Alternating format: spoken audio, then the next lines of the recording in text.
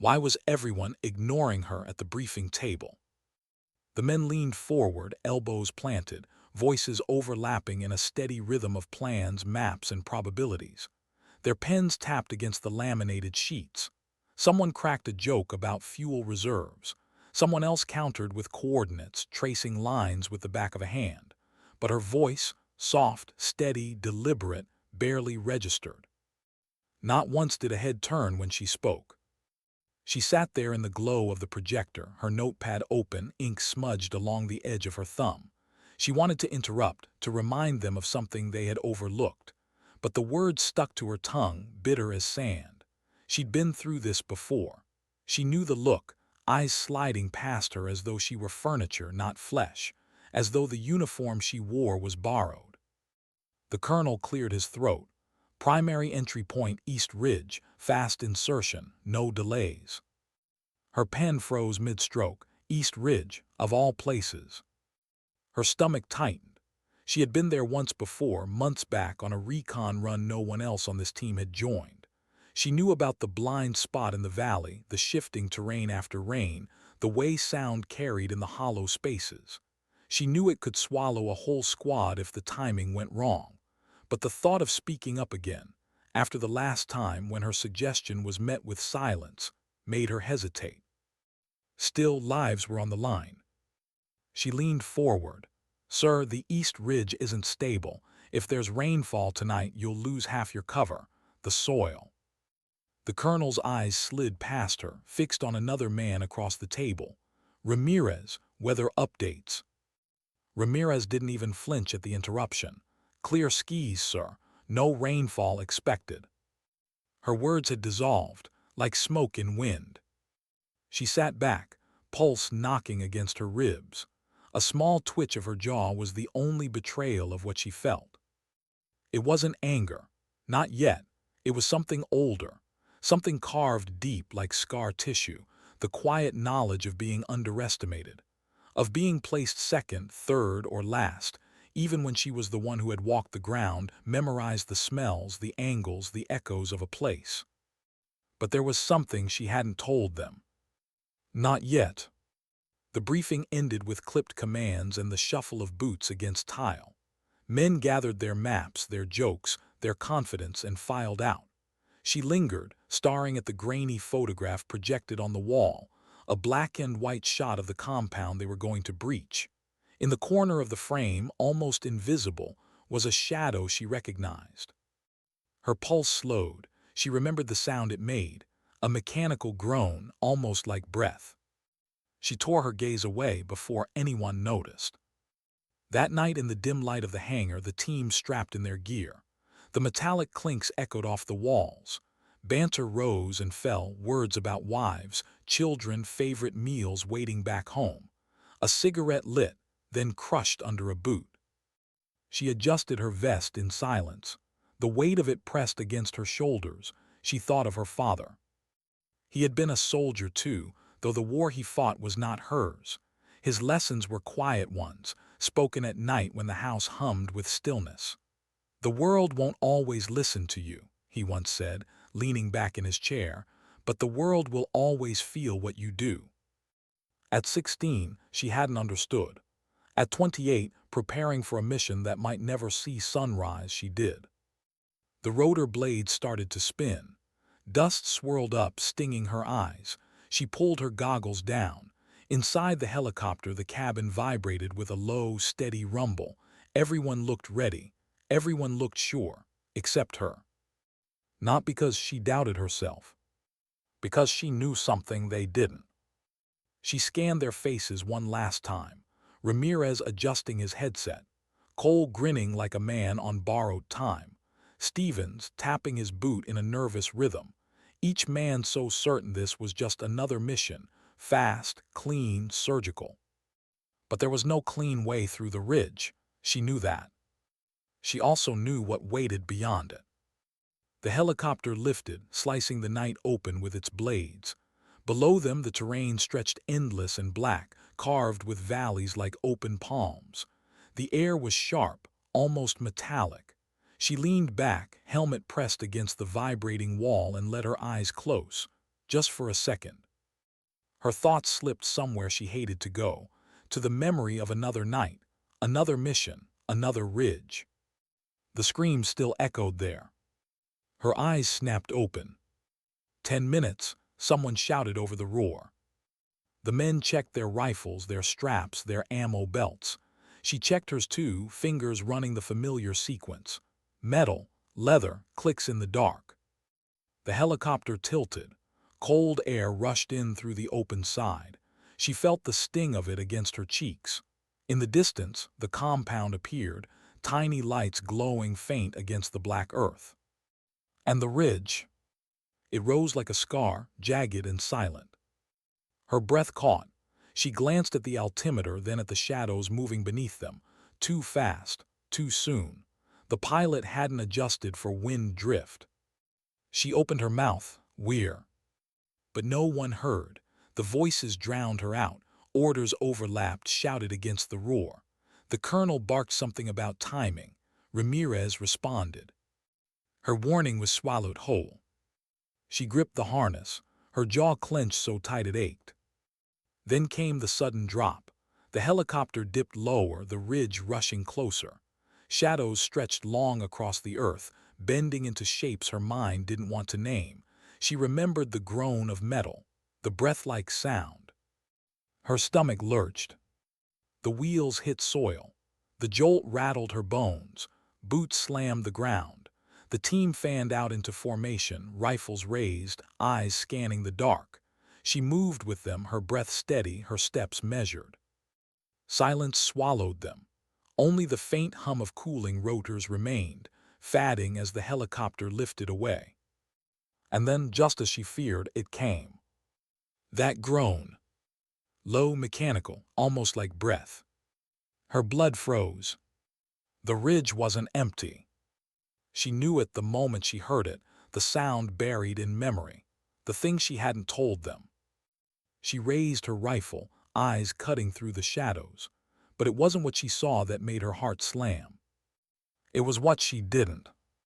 The valley silent, too silent. The earth shifted beneath her boots. She realized too late that she had been right all along. And no one had listened. What was that sound? It hung in the air, low and deliberate, carried by the hollow of the ridge. She knew it instantly, though part of her wished she didn't. A mechanical exhale, almost too steady, too unnatural to be wind. The others didn't hear it, or maybe they chose not to. They were focused on the compound ahead, rifles tight to their shoulders, boots moving in rehearsed rhythm. But her pulse hammered as the ground whispered beneath her soles. A tremor, faint, like the shift of something heavy beneath sand. She whispered, "Stop." No one slowed. She said it louder, "Stop." The team froze, boots crunching against loose gravel, head snapping her way. The colonel's voice cut through the dark. "What the hell are you doing, Carter?" Her throat was dry. "The ridge, something's wrong." Ramirez scoffed under his breath. Cole muttered something about nerves. The colonel's face was unreadable under the shadow of his helmet. "We're burning time. Move." But then it came again, louder. That groan. Like steel grinding against steel. Like breath pulled from lungs that weren't alive. Her hands tightened around her rifle. It's not the ridge, it's under it. And then the earth cracked. The sound tore open the night. A metallic screech, raw and jagged, split the silence. Dust rained down in thin veils as the ridge seemed to shudder. The ground shifted beneath their boots, tiny vibrations building into something heavier, something alive. Stevens cursed, "What the?" But his words cut off when the first shadow moved. It rose from the earth itself, slow and deliberate. Not a man, not an animal, a machine. Angular, jagged, its surface caked in layers of dirt like skin. Lights flickered along its edges, faint red dots glowing in the dark. The mechanical groan pulsed from its core, vibrating through stone. Her chest tightened. She remembered. She remembered the sound from that night months ago, the night no one else survived. And she knew now, this wasn't chance. This ridge wasn't terrain. It was cover, a burial ground for machines that weren't meant to sleep forever. The colonel's voice cracked sharp. Contact. Chaos detonated. Rifles snapped to shoulders. Bursts of light split the dark. The air filled with the whip of bullets, the metallic clatter of casings against rock. The machine groaned again, louder, moving with terrifying weight. Sparks ricocheted off its armored hide as rounds bounced uselessly. Her instincts screamed. "Fall back," she shouted, voice cutting through the chaos. "We can't take it head-on." But the colonel barked his own order. "Hold position, light it up." Men obeyed, they always did. Obedience was muscle memory. And obedience killed. The machine's core glowed suddenly, a deep orange pulse radiating through its chest. For half a heartbeat, the battlefield went silent. Then the pulse exploded outward in a roar of heat and dust. The shockwave slammed them against the ground. Gravel bit into her skin. Ears rang. She lifted her head through the haze, coughing grit from her lungs. Shapes moved in the dust. Stevens clutching his leg. Ramirez dragging him back. Cole firing blindly into smoke, teeth bared. Her mind raced. Her father's voice again. "The world will always feel what you do." She pushed to her feet. "Cole, cover right." Ramirez pulled Stevens into the shadow line. The colonel glared at her through dust and blood. His mouth opened as if to shout her down again. But the look in her eyes, steady, sharp, refusing to bend, stopped him. For the first time that night, he didn't argue. The men shifted. Cole swung fire toward the right flank, bursts of muzzle flash lighting the dust. Ramirez dragged Stevens by his harness, grunting, pulling him into the darker fold of the ridge where the machine's sensors seemed weaker. She sprinted forward, lungs burning, boots sliding on loose gravel. The machine loomed above her, its core glowing again, preparing another pulse. She dove behind a jagged outcrop, chest heaving, mind clawing for answers. Its armor was too strong, its sensors too precise. But its movement slow, deliberate. It had weight. Weight meant weakness. She scanned the ground. The soil shifted with each of its steps, small fractures spiderwebbing outward. Too much pressure on unstable terrain. Too much burden. She whispered to herself, "You're standing on the wrong ground." She remembered the recon run months ago, the hollow beneath the ridge, the cavern she'd mapped in silence, never telling anyone because they hadn't asked. The ridge wasn't just dangerous, it was fragile. If she could draw it closer, force its weight where the earth was weakest. "Carter," Cole's voice snapped her back. He was firing, covering her blind side. "What's the move?" Her decision crystallized in an instant. No one else knew the ridge like she did. No one else had seen its underbelly. Her voice rang out steady. "We take it down, not with fire, with the ground." Confusion flickered in their faces, but there wasn't time for explanations. "Cover me," she shouted. And then she ran. Bullets carved the air around her, some theirs, some not. Dust choked her throat. The machine turned, its sensors tracking the blur of her body weaving through shadow and light. She slid down a slope, rocks slicing her palms, heart pounding against her ribs. Her boots hit the hollow stretch she remembered, the soft ground where water had once carved tunnels. She planted herself there, lifted her rifle and fired, not at the machine's armor, at its sensors. The first shot cracked one lens, sparks spit. The machine roared, staggering. It lumbered toward her, each step heavy, deliberate, shaking the fragile earth. "Come on," she whispered. Her hands didn't tremble, her breath slowed. "Come on, just a little closer." The team watched, shouting, firing, trying to cover her. But none of it mattered. It was her now. Her against the groaning beast crawling out of the ridge. The ground cracked louder under its weight. She felt the vibration rise through her boots, through her legs, into her bones. Her jaw clenched. Then the earth gave way. With a thunderous crack, the hollow beneath collapsed. Rock and soil caved in, dragging the machine down into the dark. Its roar echoed like a dying storm as sparks burst from its core. Dust billowed upward, swallowing the night in a suffocating veil. Silence. Her lungs burned. She coughed, squinting through the haze, ears ringing. Slowly, the shapes of her team emerged, Ramirez supporting Stevens, Cole staggering with his rifle limp, the colonel staring at her with something unreadable. No one spoke, because for the first time, they weren't ignoring her. Her chest rose and fell steady. She wanted to feel triumph, vindication, something. But all she felt was the echo of her father's voice and the hollow truth that this was only the beginning. Because machines didn't bury themselves by accident. Someone had put them there, and someone was waiting for the ones who survived. Why was the colonel staring at her like that? The dust was still hanging in the air, turning their headlamps into dull yellow halos.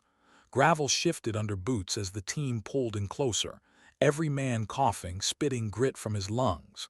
Stevens leaned against Ramirez, one leg bent awkwardly, blood dark against his camo. Cole wiped a sleeve across his face, streaking it with dirt, his grin gone now. But it was the colonel's eyes that cut through her.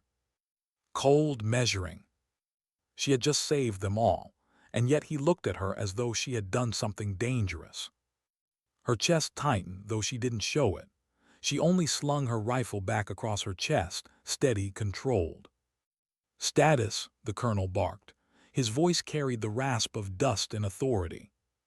"Stevens is hit bad," Ramirez said, crouched low beside his friend. "He needs medevac." "Negative," the colonel shot back. "No birds coming in hot after that noise. We move, now." The silence that followed was heavy. Everyone knew what it meant. Stevens had to walk or be carried, and neither option was clean. Cole cursed under his breath. "We're sitting ducks out here." She said nothing. She adjusted her strap, bent to check Stevens' wound without asking. His face was pale, jaw clenched hard enough to crack teeth. She pulled gauze from her kit, hands quick, efficient, pressing it tight against the bleeding. He hissed through his teeth but didn't move. "You'll live," she whispered. His eyes flicked to hers, uncertain, almost ashamed. "Didn't even see it coming." "None of us did," she answered, but her voice softened. "That doesn't make you less." Ramirez watched the exchange. For once he didn't have a joke, he just gave her a nod, small, subtle. The colonel broke the moment with a sharp gesture. "Pack it up. We stick to the plan, the compound's ahead." Something in her stomach twisted. The compound. The reason they were here. A structure in the middle of nowhere, intelligence calling it a logistics hub for enemy supplies. But after what just happened, she wasn't sure. Machines buried in a ridge. That wasn't logistics. That was something else. Something no briefing had prepared them for. And she was the only one who seemed to recognize it. They moved out slower now. Stevens leaned heavy against Ramirez. Cole brought up the rear, rifle sweeping the darkness. She stayed closer to the front, scanning shadows with every step. The air was cold, heavy with dust, carrying the faint tang of metal. Her mind drifted where she didn't want it to go, to the last mission, to the screams, to the hollow sound of silence after it all went wrong. She had been the only one to walk out then, the only survivor. And ever since, every glance, every doubt from the men around her carried the same unspoken weight. Maybe it was luck. Maybe it wasn't her skill. Maybe she just wasn't cut from the same steel. But tonight proved otherwise. She had seen the ridge for what it was, and she had acted. Not perfectly, not clean, but decisively, and it had kept them alive. So why, when the colonel looked at her, did she still feel like the outsider? The compound loomed into view an hour later, dark walls rising from the earth, angular against the horizon. No lights in the windows, no sound, just silence pressing thick around it. Too silent. They stopped short, crouching low. Cole scanned through his scope. Looks empty, dead. She narrowed her eyes. The shape of the walls was wrong, too clean, too uniform. She adjusted her lens, tracing the angles. Then she saw it, a faint shimmer along the base of the wall, not light, heat. Her voice was low, "It's running hot." Cole glanced at her, frowning. "Doesn't look it. Walls don't glow like that in night vision unless they're powered." The colonel leaned closer, squinting through his own lens. His jaw tightened. "She's right." A ripple passed through the men. No one said it aloud, but they all felt it, the shift. She wasn't just the quiet shadow among them anymore. Her words carried weight now. They waited for orders. The colonel exhaled, long, steady. "Ramirez, Cole, flank east, Carter with me." Her chest tightened. Not Ramirez, not Stevens, her. For the first time, he wanted her at his side. They crept forward, every crunch of gravel sounding like thunder in her ears.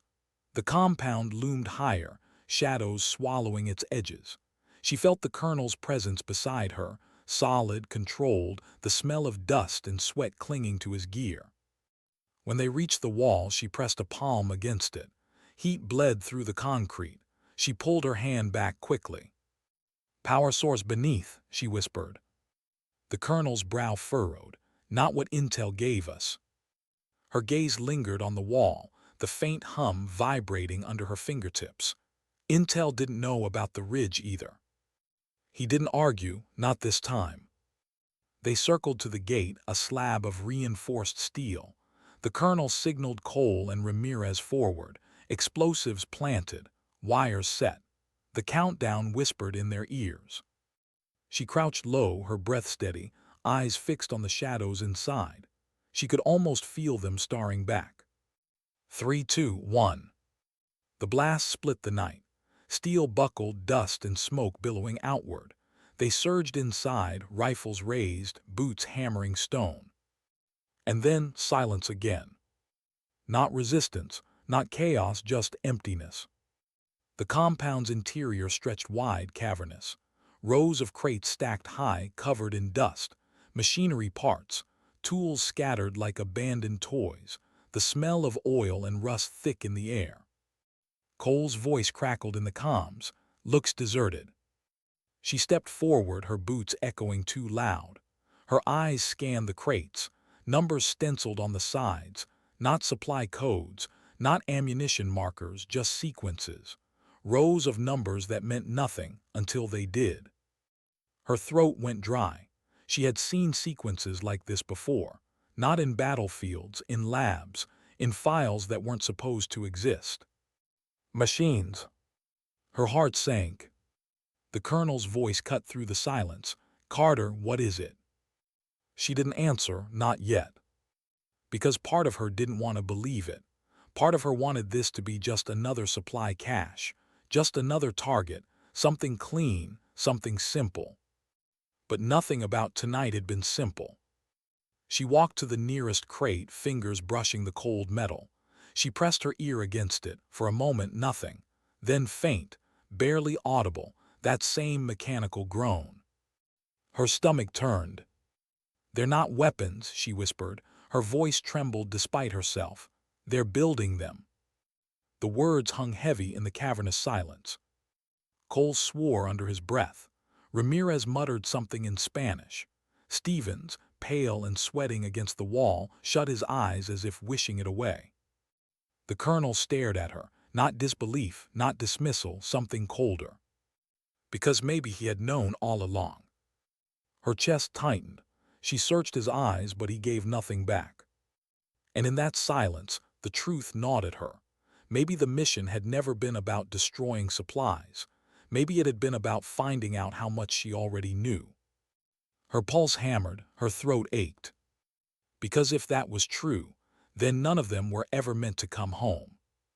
Why wasn't anyone talking? The compound silence pressed heavy on them, thicker than the dust.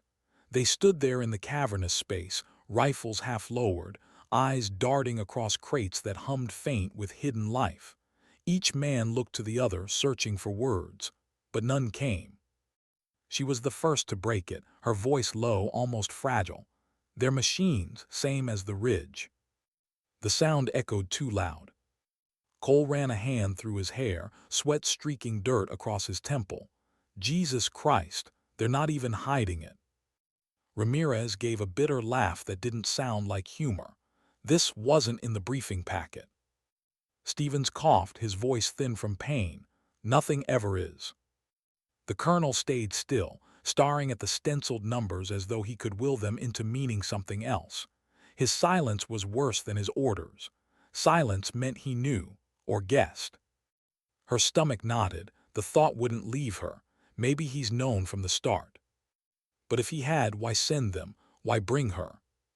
She crouched near one crate, pressed her fingers against the seam. Heat leaked faint through the steel. A heartbeat of a machine waiting to wake. She pictured rows of them buried like seeds in the earth, waiting for orders. Not built for storage, built for patience. And suddenly she felt small, smaller than she had in years. She stood quickly, brushing grit from her gloves. We need to exfil, now, before whatever's in here wakes up. Her words cut the silence like glass. But the colonel's reply was flat. Negative, we hold position. The team froze. Cole's head snapped toward him. Sir, with respect, hold in this. Are you out of your goddamn mind? The colonel didn't flinch. Command's orders were to secure intelligence, not destroy it, not run from it, secure. That means we stay until I say otherwise. Ramirez muttered a curse. Stevens shut his eyes, jaw tight with pain. The silence stretched. She felt the weight of their eyes on her, not the dismissal she was used to. Something else. Expectation. Like they were waiting for her to be the one to say what none of them dared. Her mouth was dry, she forced the words out. Sir, if we stay here, we die here. The colonel's gaze locked on hers, sharp, cold. You don't make that call, Carter, I do. But his voice cracked, just a hairline fracture, enough for her to hear it, fear. And that fear told her more than his words. The others felt it too. Cole stepped closer, rifle slung against his chest. Carter's right. Those things wake up, we're not walking out of here. Ramirez nodded. Stevens can't hold long. We're burning daylight we don't have. The colonel's jaw flexed. His silence was its own war. Her chest tightened.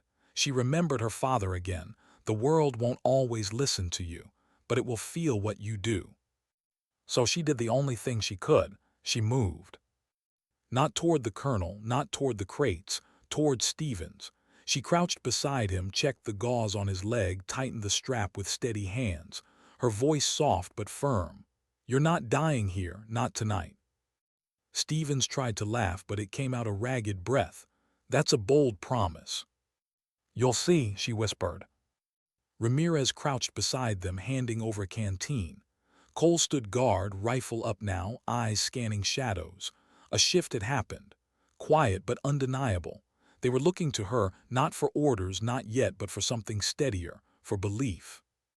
The colonel saw it too. His silence stretched long, brittle. Finally, he snapped his rifle strap against his vest and barked, Fine, we move at first light. Relief rippled through them, but she felt no relief. Only suspicion. First light meant hours. Hours inside a compound humming with dormant machines. Hours where anything could happen.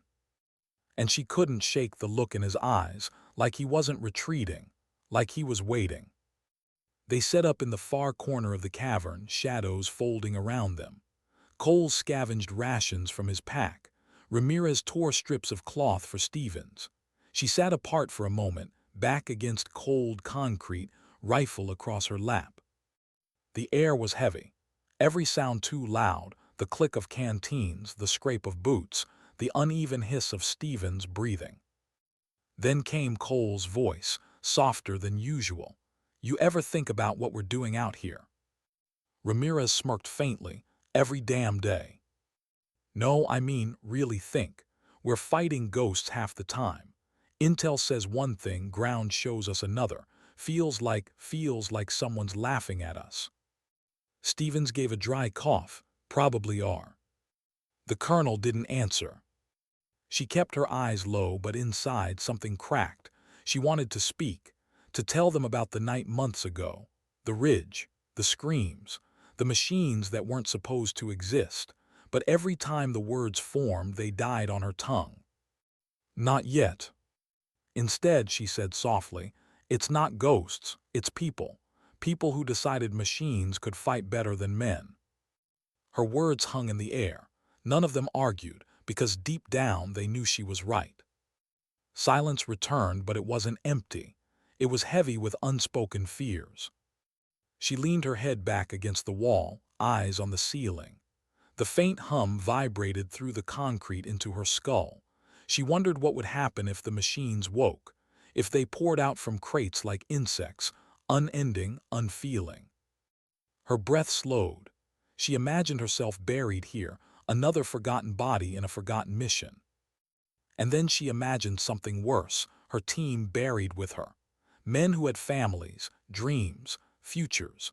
Men who had ignored her, doubted her, but who still deserved to go home. She couldn't let it happen. Her eyes drifted shut for a moment, just a moment. Sleep was dangerous, but so was exhaustion. And in that fragile half-dream, her father's voice came again, not as memory, as presence. "Dignity doesn't speak," he said softly. "It simply acts."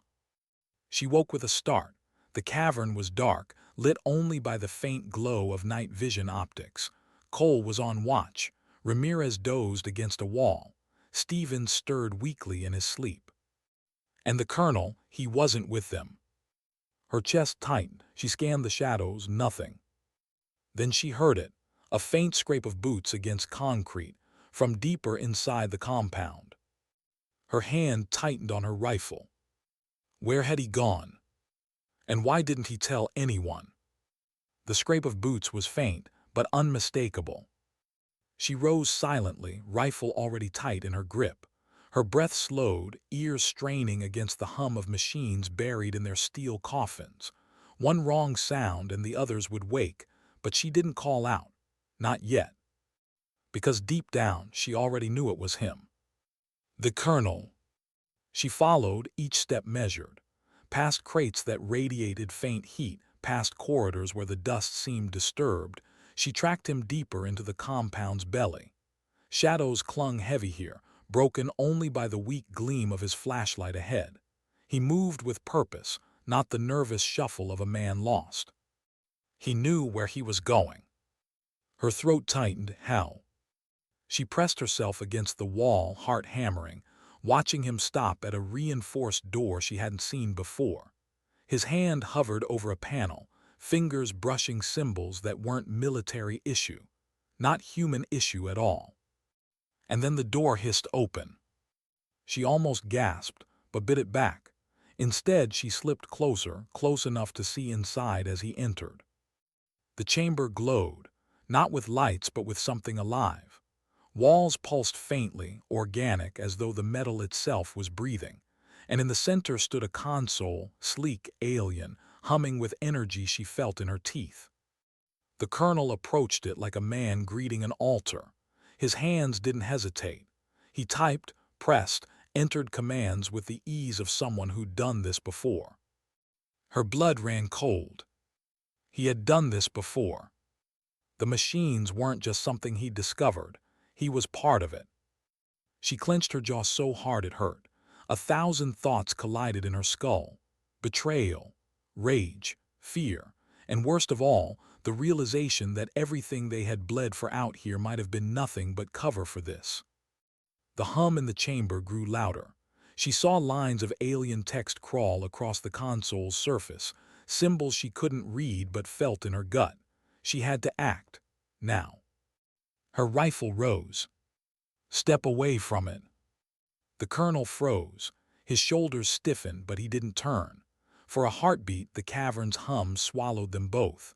Then slowly, he lowered his hands and looked back at her. His face was unreadable. "You shouldn't be here, Carter." Her voice was steel. "Neither should you." He sighed, not with fear but with weariness, like a man caught in a lie he'd been tired of carrying. "You don't understand what this is."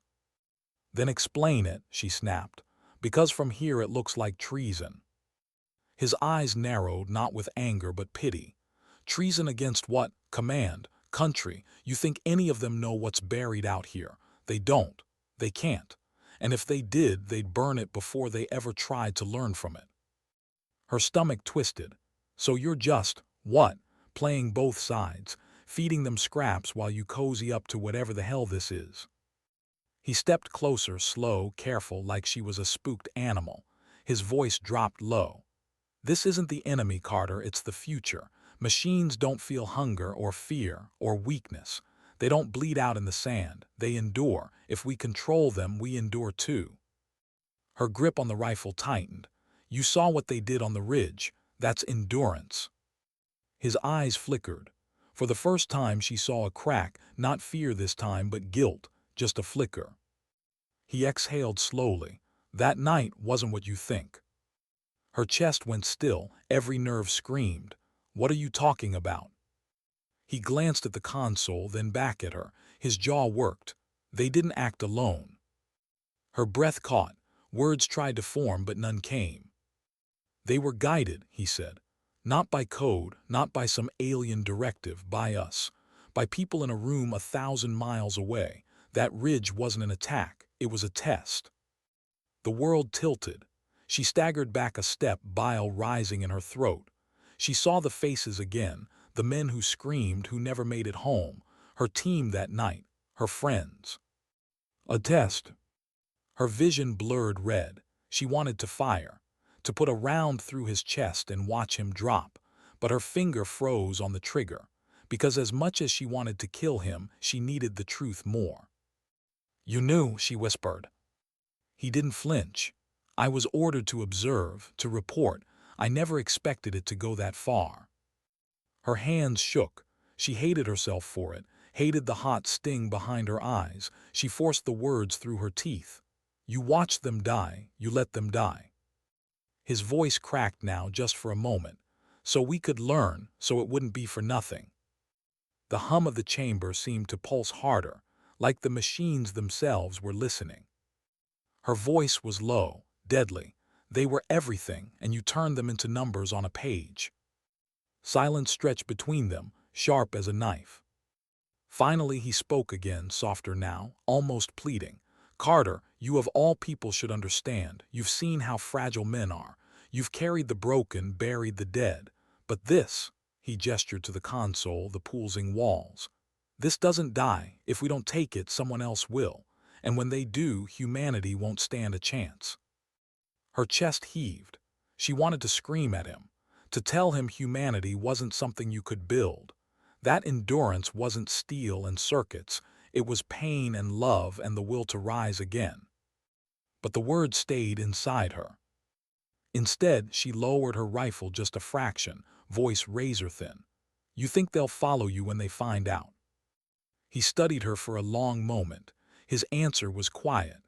I think they'll follow whoever gives them hope they'll make it home. And for the first time, she realized his game. It wasn't just machines he wanted. It was control. The hum grew sharper. The console flickered, a surge of light racing across its surface. He glanced back, tension flashing in his eyes. It's waking, he muttered. Her blood iced. What did you do? He didn't answer. She raised her rifle again, shut it down.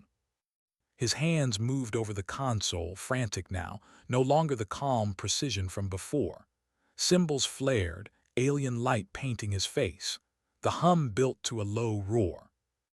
And in that moment, she knew he hadn't come here to shut anything down.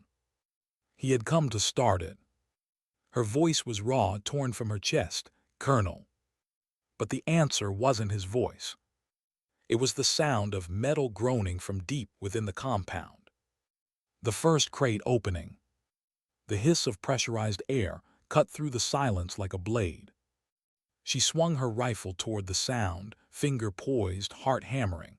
Across the chamber, the lid of a crate slid back. A thin mist curled upward, catching the glow of alien light. Inside, something stirred. The colonel cursed under his breath, slamming commands into the console. But the symbols didn't obey him anymore. They shifted, fluid, alien, as though the machine no longer recognized him. And then it rose. The first one. not like the lumbering shapes they had seen before on the ridge. This was leaner, faster, its frame sleek with black alloy, limbs unfolding with an almost organic grace. Its eyes, if they could be called eyes, glowed a sharp, terrible white. Her pulse spiked. Alive, it's alive. The colonel tried to speak, to command it, his voice sharp, desperate.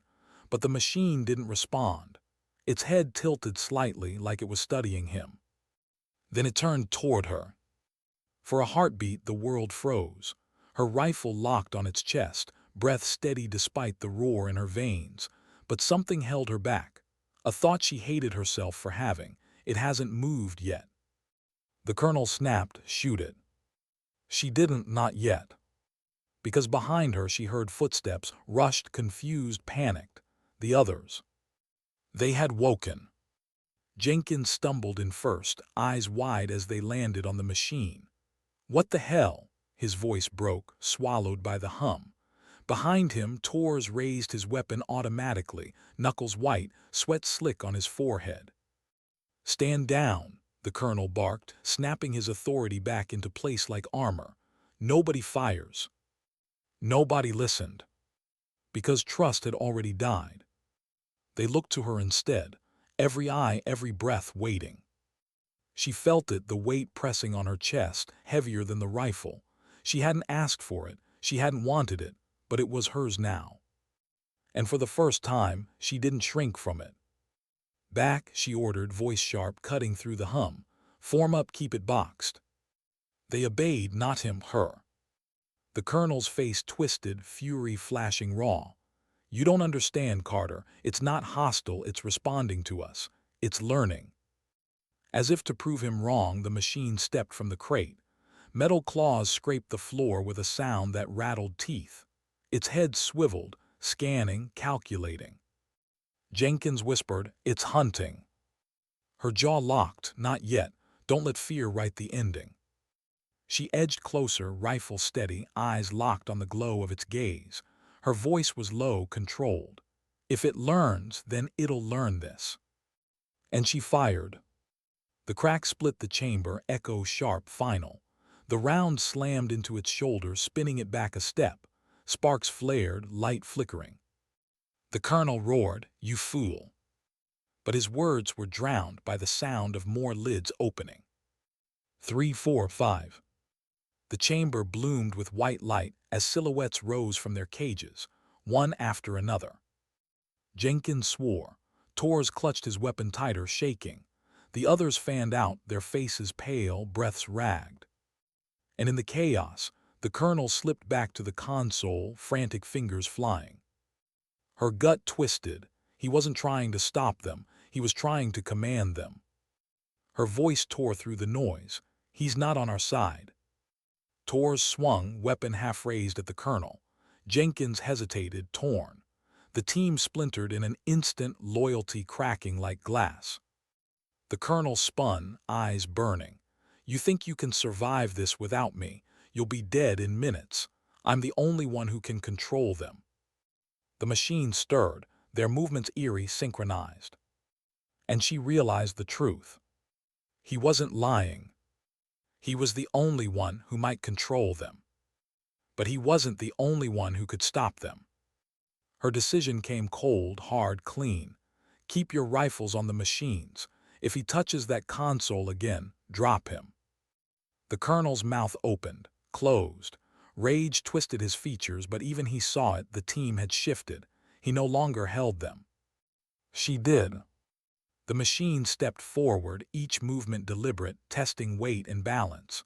One turned its gaze toward Torres. Another lowered itself, claws scratching the steel floor. She felt the air change. The hum became a rhythm, steady, pulsing like a heartbeat that wasn't theirs. Her own heartbeat slowed to match it. She saw everything, the trembling hands of her men, the colonel's desperate eyes, the glow of the machine's gaze, and beneath it all, the memory of the ridge. The screaming, the smoke, the silence after. She raised her rifle higher. Her voice was steady, though her soul trembled. "We don't run, we don't break, we hold this line." Torres swallowed. Jenkins nodded, eyes glassy. Even the youngest, Ortiz, barely 20, clenched his jaw and leveled his weapon. The machines moved, and the chamber exploded in sound. Gunfire thundered, echoing like a storm underground. Sparks rained from metal skin, ricochet screamed against steel. The machines lunged, faster than anything human. One crashed into the wall, claws raking. Another tore across the floor, a blur of alloy and light. She fired every shot precise, each breath measured, but they kept coming. Jenkins screamed as one knocked him down, claws slicing his vest. She pivoted, firing 3 rounds into its neck until it shuddered and collapsed. Torres dragged Jenkins back, shouting, "I got him! I got him!" The colonel's voice rose above the chaos, furious, commanding, shouting orders at the machines like they were soldiers under his command. For a terrifying moment, one of them paused, head tilting toward him. And she knew he wasn't bluffing. He had a hold on them, thin as a thread but real. She wanted to put a bullet in him, end it, but something deeper held her finger still. Because if he could control them, even for a heartbeat, they had a chance. Her voice broke through the gunfire. "Colonel, if you can leash them, do it." For once, his eyes met hers not with anger but calculation. And then, hesitation. Because control meant power, and power meant survival on his terms. But survival wasn't the same as living. She saw it then, clear as the light burning in their eyes. He would never choose them over himself. And in that realization, she understood something sharper than fear. This fight wasn't about survival. It was about who they were when survival demanded too much. Her voice cracked like fire. "Forget him, we end this ourselves." The team roared, not loud, not strong, but raw. Broken voices, bloodied hands, shaking bodies, and still they stood. Together, the machines charged, and the chamber became war. The smell of ozone burned her throat. Smoke clung thick in the chamber, mixing with the copper tang of blood. Every breath was war. She fired again, 2 sharp cracks. The machine staggered, sparks bursting from its neck, but it didn't fall, not yet. Jenkins was screaming somewhere behind her, a raw animal sound. Torres dragged him back, hands slick red. Ortiz fired wild bursts into the dark, bullets sparking off steel, his voice shaking as he shouted curses that sounded more like prayers. Her chest heaved, sweat stung her eyes, and through it all the colonel's voice cut sharp, barking orders at the machines like a conductor gone mad. Sometimes they hesitated, sometimes they didn't. And every time they didn't, someone bled. One of the machines leapt, slamming Ortiz against the wall. His weapon clattered to the floor. Its claw rose, ready to carve him in half. She didn't think, she moved. Her shoulder hit the metal frame, driving her forward. She fired point-blank into its chest, round after round until her magazine clinked empty.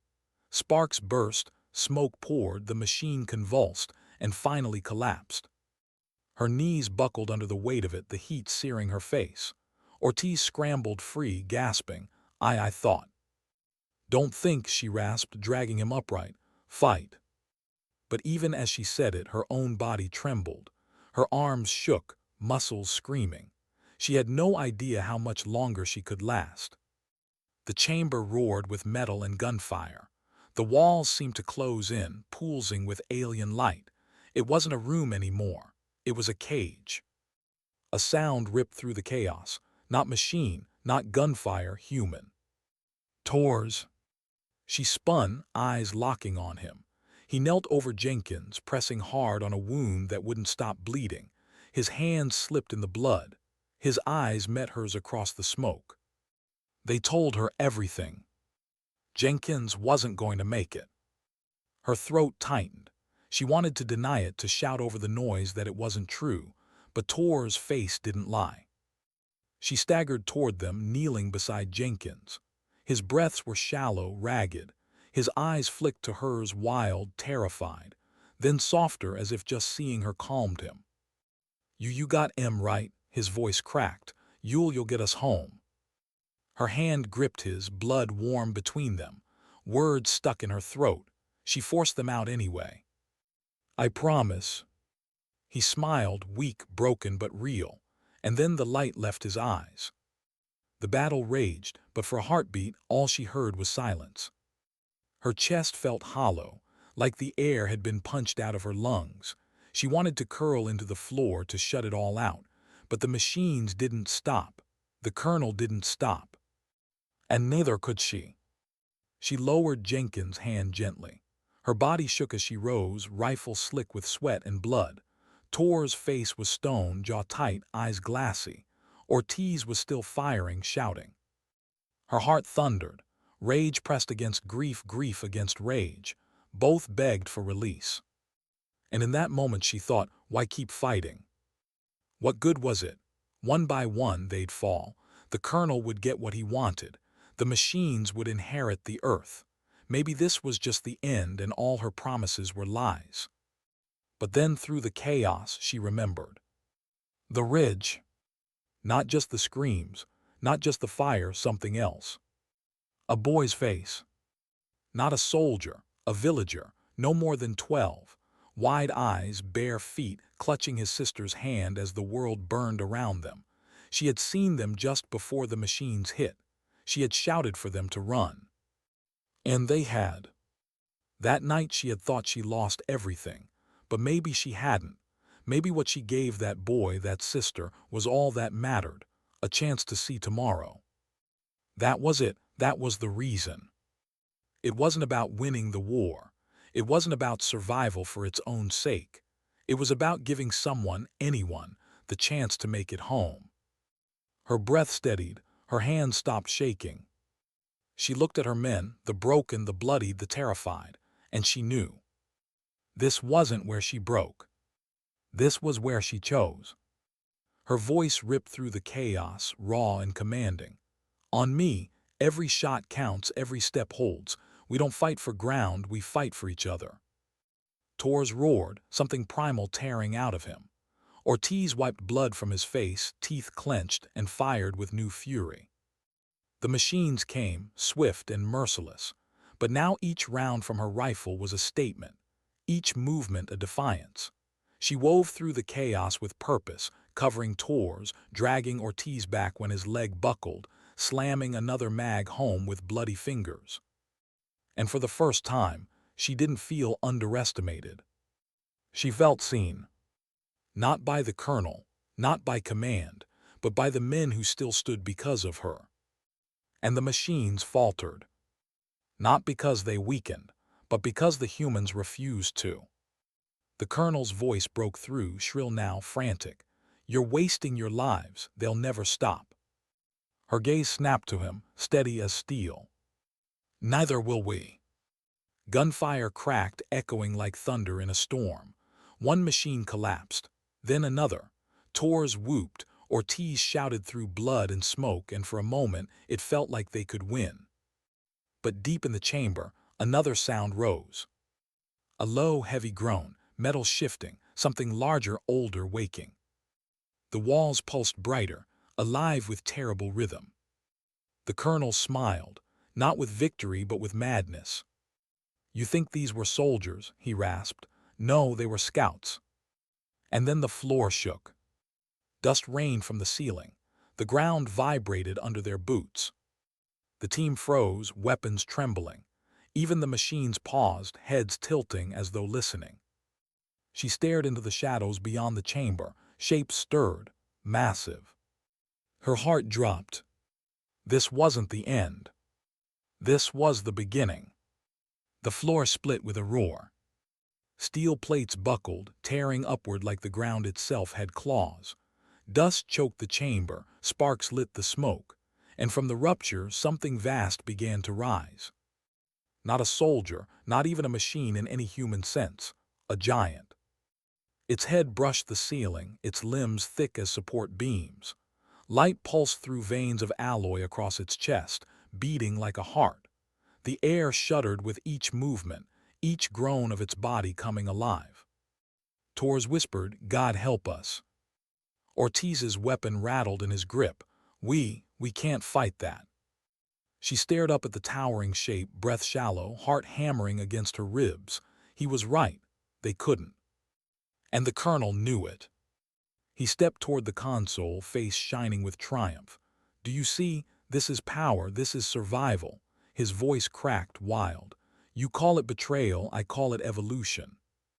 Her rifle rose, slow, deliberate. She wanted nothing more than to silence him, to erase the madness.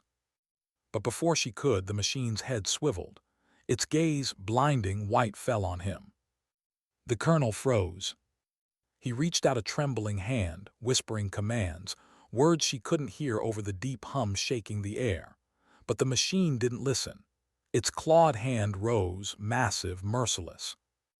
And she understood he had never been in control, not truly. The hand came down.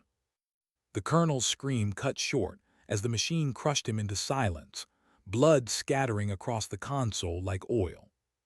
Torres gagged. Ortiz swore under his breath.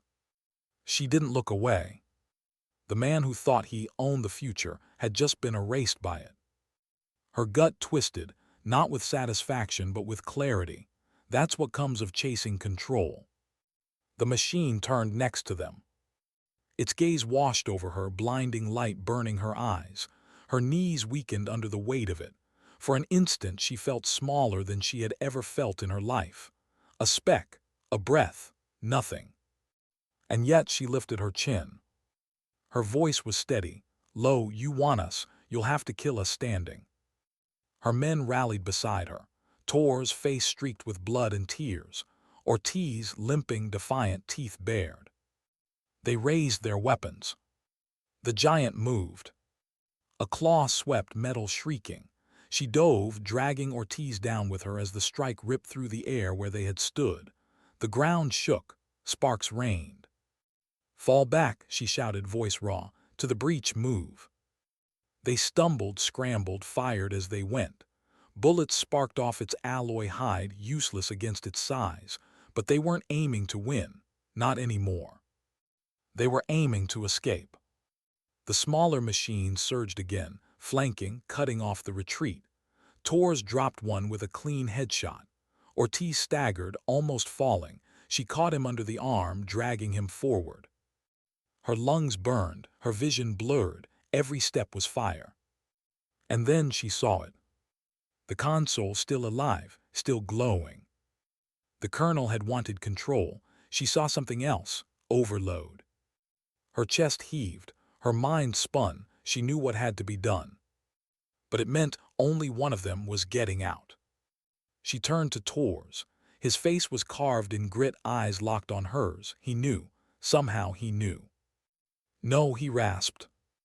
Yes, her voice shook. Get him out. Ortiz can't make it alone. Torres grabbed her arm. We're not leaving you. She ripped free, forcing her voice hard, sharp. That's an order. For a heartbeat, silence cut through the chaos. Just them, just her eyes on his. And then he nodded. Her throat tightened. She wanted to say more, wanted to thank him, to tell him he had been the spine of this broken team. But there was no time. Go. He hauled Ortiz up, dragging him toward the breach, firing over his shoulder. Ortiz's eyes locked on hers, wide, pleading, but he went. And she turned. The console pulsed, waiting. The giant loomed above, stepping closer, claws shaking the earth. Smaller machines closed in from every side. Her steps slowed as she reached the console. Her hands trembled as they hovered over symbols she couldn't read. But she didn't need to. She only needed one thing. She pulled a grenade from her vest. Fingers found the pin. Her chest rose, fell. For a moment she saw Jenkins' face, then the boy on the ridge, then every nameless soldier who never came home. Her lips parted, the words slipped out like prayer. For them. She dropped the grenade into the console's heart. The chamber exploded. Light swallowed everything, white, blinding, pure. The hum turned to a scream, machines convulsing as energy ripped through them. The giant roared, claw raised, then froze mid-strike as its chest split with fire. And then silence. When the dust settled, the chamber was gone. Nothing but twisted steel, scorched earth, broken bodies.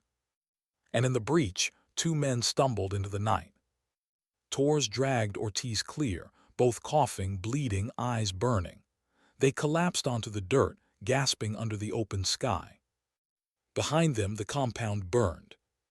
And she was gone. For a long time, neither spoke. The night was too quiet, the stars too bright. Finally, Ortiz whispered, voice breaking. She didn't have to. Torres shook his head. His voice was hoarse but steady. She did, and because of her, we're still here. Ortiz's hands covered his face. His shoulders shook. Torres just stared at the horizon. The desert wind stirred the silence. He thought of her last words. Not the order, not the command, just the truth she carried deeper than anyone else. For them. And as the flames consumed the compound, he understood. She hadn't fought for glory, not for command, not even for herself. She fought for the promise she once gave on a ridge to men who never came home. She fought because someone had to. Sometimes dignity doesn't speak. It simply acts.